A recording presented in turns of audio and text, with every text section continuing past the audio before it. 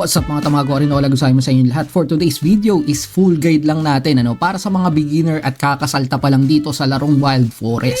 Sa mga gusto pong humabol mga tamago, abot na abot pa kayo, kakasimula pa lang ng Season 2 ng Play to Airdrop nitong Wild Forest. Nagsimula siya noong July 1. So kung mapapanood nyo tong video na to, may chance pa kayong maka-earn ng mga tokens nila, shards, forest golds at maging mga units. Kesa naman talagang pagka may play to earn na, tsaka pa lang kayo magmamadali na maglaro at kumuha ng mga units dito mga tamago, mas mabuti na ngayon panoorin nyo tong video na to, then right after mag-grind ka na. Nandito tayo sa kanilang website at pag kinlik natin itong play to airdrop mga tamago, as you can see, meron na tayong honor points 14,600 and pang rank 246 tayo. Sa mga magda-download pa lang po at magre-register dito, pakigamit ang aking code para magkaroon kayo ng karagdagang points. So para nga makasali dito sa play to airdrop nila, kailangan nyo pong mag-grind or maglaro ng Wild Forest at gawin itong mga achievements or quest na nakalagay dito sa kanilang website. Unahin na nating ipaliwanag mga tamago itong marathon. Dito sa marathon, as you can see dito sa laro mga tamago, meron po ditong icon. Pwede nating i-click yan at dito kailangan nyong manalo araw-araw ng 3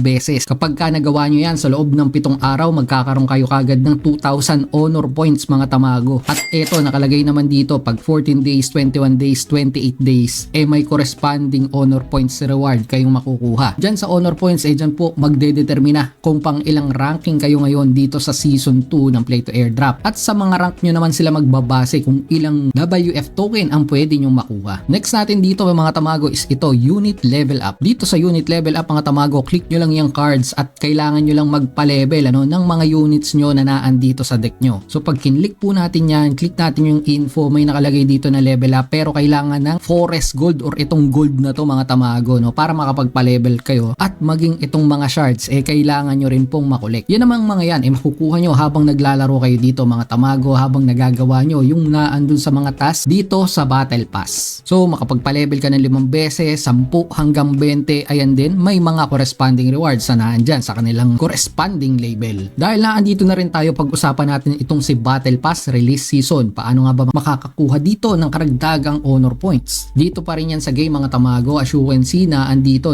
tabi ng rewards meron ditong task at habang nagagawa natin ang mga task dito, yun nga lang sa akin nagawa ko ng lahat, naubos ko na. Yung mga yan ang magpapalevel nitong ating Battle Pass season mga tamago. So araw-araw po magre-reset naman yan. Bukas magkakaroon ulit ako dito ng mga lista ng mga pwede kong gawin para magpa-level dito sa aking Battle Pass. Sa Battle Pass mga tamago, may premium nga pala rito mga rewards to at makakakuha kayo dito ng WF token at iba't iba pang mga units. Yun nga lang may bayad ito na 300 WF token. Kaming mga nag-grind nung season 1 nakakuha ng WF token, so may pang-avail kami ng premium battle pass. Sa mga wala po, pwede kayong dumiretso dito sa Signal Fire at pwede kayong mag-light the fire dyan. Yun nga lang may gas fee na Ronin. Hindi rin sigurado makakakuha dito ng WF token kasi merong chance ka makakuha ng gold shards at yun nga WF token. So alin man dyan sa tatlo na yan mga tamago, pero sabi nila dadagdagan nila ito ng premium battle pass reward daw. So abang-abangan na lang natin yun mga tamago sa susunod nilang update. Mabalik nga tayo rito mga tamago sa quest na naandito sa kanilang P2A. Ito yung tinatawag na leagues. Dito sa leagues mga tamago, habang nananalo ka sa kalaban mo nagra-rank up ka po dito sa kanilang seasonal leaderboard. Nagkaka-trophy ka dyan at habang na-achieve mo yun, pwede mong i-click itong trophy road para makita mo ang iyong progreso. So sa akin, league 3 na po ako mga tamago. So konting laban pa ang aking gagawin. Kailangan ko pa ng mga hanggang 1,000 na trophy points na maipon para makapunta dito sa League 4 at magiging available na rin itong mga units na to. Pwede ko na rin siyang makuha dito sa Essence Shop mga tamago. So sa mga beginner po, huwag nyo na masyadong problemahin tong Essence Shop. Alam ko wala pa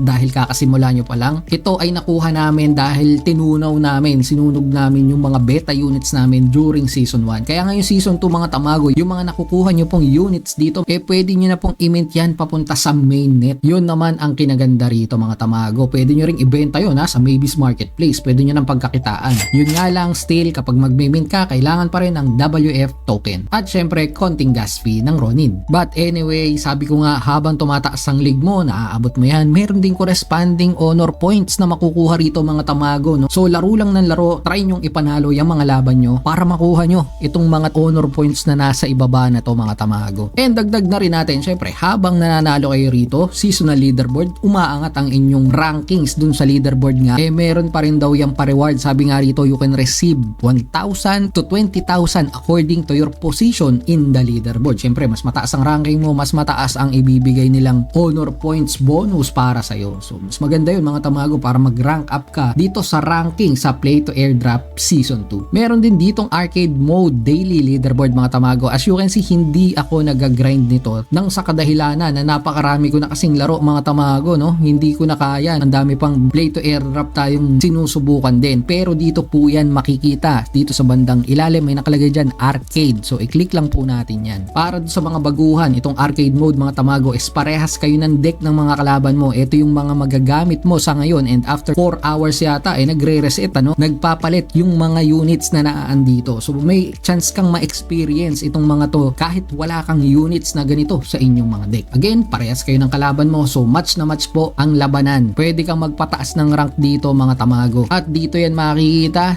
sa daily leaderboards mga tamago. Ayan si Mike Tamago, YouTuber, 0 star. And yun nga, araw-araw kapag kayo ay nag-top 1,000, top 100, top 1, may corresponding reward. Nakikita nyo naman yan dito. Explore nyo na lang dito sa playwildforest.io/airdrop/quest season 2. Lalagay ko na lang din yung link dyan sa ating description box. May mga social quest din dito mga tamago. Ito, kailangan nyo lang naman mag-follow dito sa kanilang Twitter, Discord, and YouTube. Kung gumawa kayo ng video dito, pwede nyo ipasa yan dyan at mag-repost lang sa kanilang Twitter. Dagdag na rin natin, kung kayo ay may kilala pa, mga tropa nyo, pwede nyong imbitahin dito na maglaro mga tamago. So bago sila mag-register, ibigay nyo po yung inyong code. Pero kayo, bago kayo mag-register mga tamago, pakigamit naman yung aking code. Para makita ang inyong code mga tamago, simply click lang itong tatlong bar na to, then click nyo tong social, at ito na ang invite code. Ipa-enter nyo lang ito. So dito nyo makikita yung sarili nyong invite code. Ito po yung sa akin, pakigamit na lang mga tamago para do sa mga bagong recruit natin dyan. So guys, I think na-cover na natin lahat ng mga importanteng bagay na kailangang malaman dito sa Play to Airdrop Season 2. Kung meron man tayo nakalimutan, mag-update ulit tayo, no? Sa mga may tanong po dyan, paki-comment lang dyan sa baba kung anong tanong nyo, pipilitin natin sagutin yan once na hindi na tayo busy, at i-edit ko pa rin to. Pero yun lang sa episode na to mga tamago. Ingat kayo, tamago out. Halika na't sumama sa aming barangay, samahang masaya, ano pang hinihintay? Kung online games ang iyong gusto, dito ka sa guild ko, solid to. Sa aming community na puro makulit, mga hari na trash talk pero malupit. Bawal ang iyakin kapag ka natatalo, magpalit ka na ng bago.